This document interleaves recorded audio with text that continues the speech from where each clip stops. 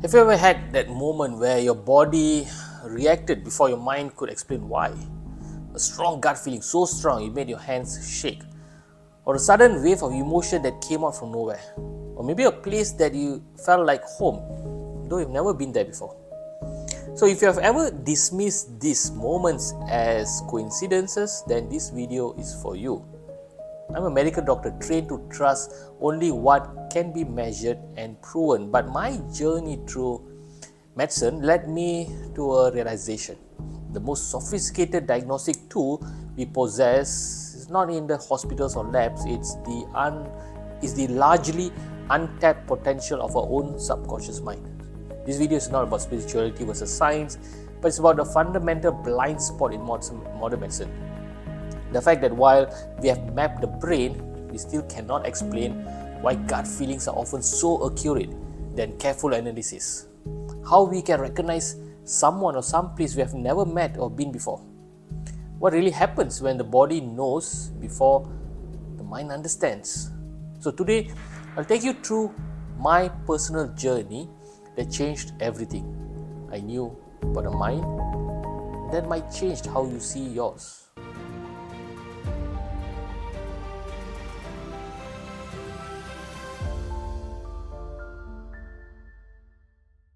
Medical school taught me to see the body as a machine, neurons firing, chemicals exchanging, systems interacting. For years, I practiced what I call parts medicine. If the ECG is normal, then the lab test should be normal and the patient is fine. Then came my crisis. Client after client in my hypnotherapy session would tell me things that did not fit the norm. Doctor, I just know something's wrong with me. I had a dream about this. When he walked in, I immediately felt better.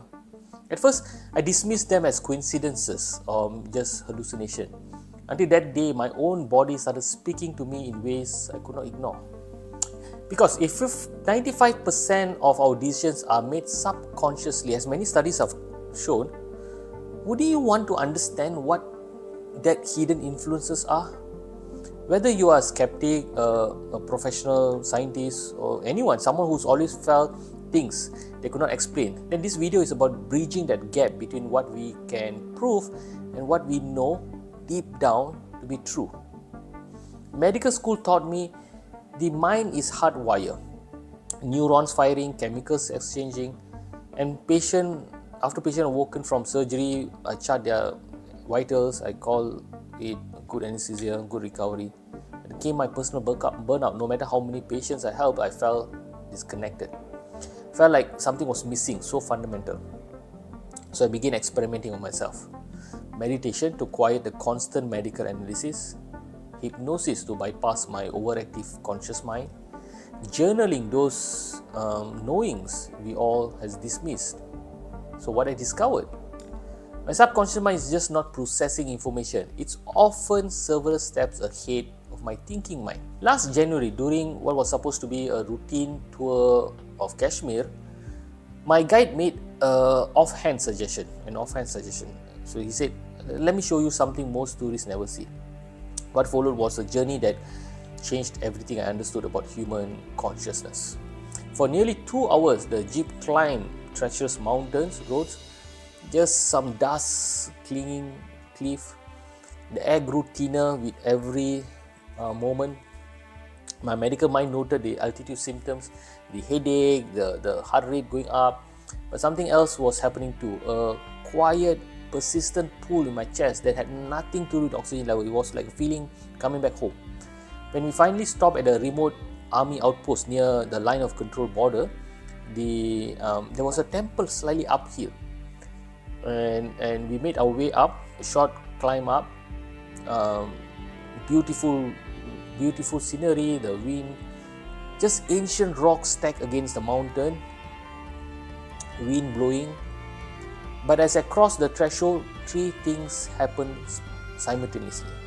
My breath caught in my throat like I have been plunged into icy water. My fingers began trembling against the warm sandstone. Tears flowing down my face. Such a force I had to steady myself. And this was not emotional crying, it was physiological. Something as if so deep, forgotten part of me had been activated. So the guide says many people do experience this meltdown here. This place does not care what you believe, he said. It speaks directly to your bones. Modern neuroscience might explain parts of this.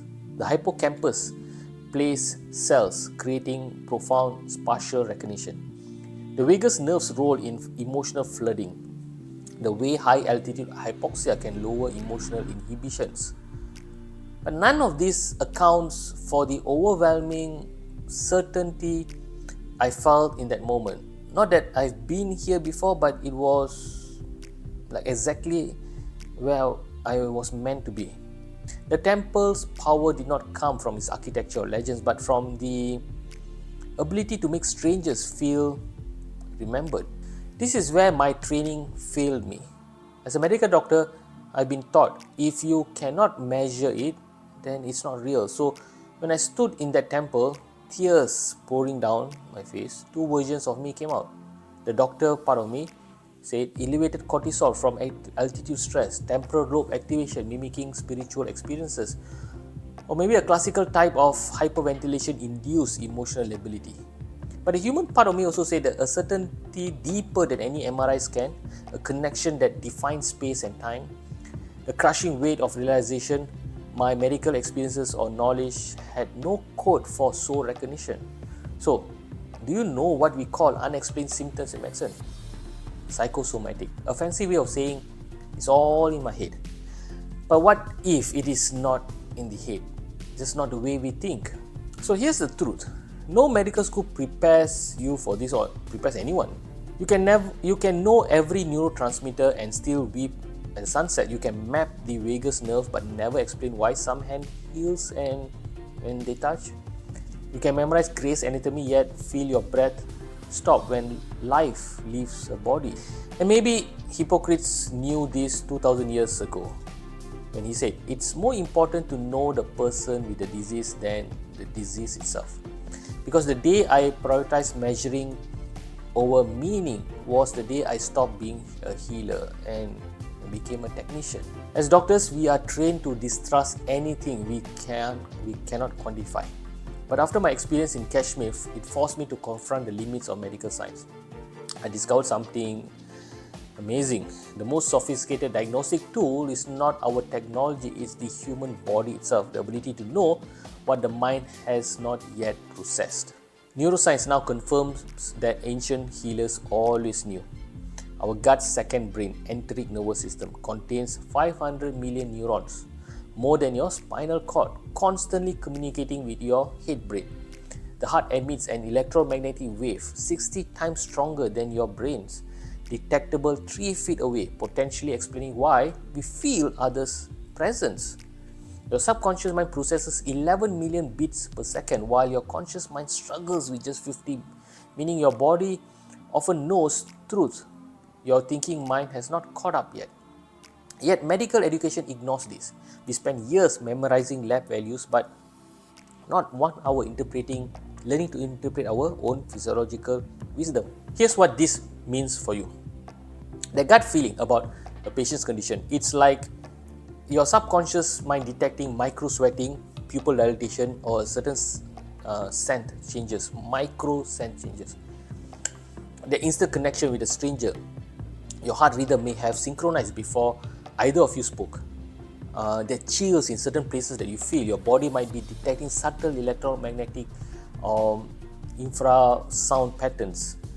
The implications are quite staggering. We have been treating this gut feeling as magic when it's actually advanced biological senses. What if we just have not developed the instruments to measure them yet? So I leave you with this challenge. Start noticing those moments when your body reacts before your mind understands. That chill when you meet someone important. That urge to call an old friend right before they text you. So the next time it happens, don't dismiss it. Lean it and ask, what is my subconscious trying to tell me? Because the greatest frontier is not outer space. It's the uncharted territory between your thoughts and that quiet knowing we have forgotten how to trust. What I've learned from this experience, I used to ignore my gut feelings, those chills, sudden emotions, or instincts I could not explain. But after diving into the science and paying closer attention, I discovered something powerful. My body was communicating wisdom my conscious mind had not caught up yet.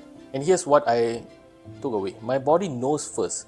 Physical reactions, butterflies, tension, goosebumps, are not random. They are my subconscious flagging what my thinking brain has not processed yet. Ignoring them means ignoring vital data. Gut feeling, it's not magic, it's biology. Science now proves what ancient tradition has always said. The gut has a second brain. The heart emits energy and the subconscious mind processes information at lightning speed. That gut feeling is often my brain spotting patterns before I do. I'm not always in control. That's okay.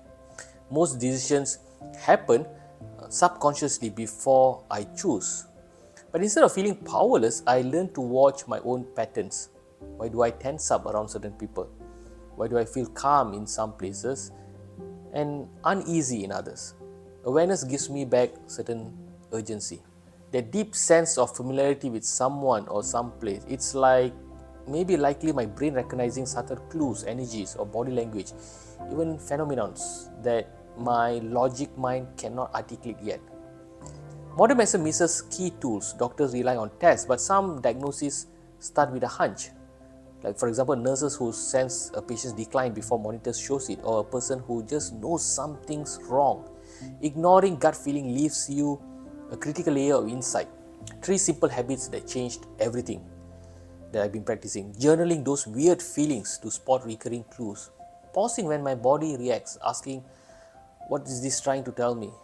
Practicing mindfulness to notice subtle subconscious signals before they are drowned out. So the ultimate lesson for me, the most sophisticated technology we possess is not in our hospitals or labs, it's the largely untapped potential of our own subconscious mind. Learning to listen to it's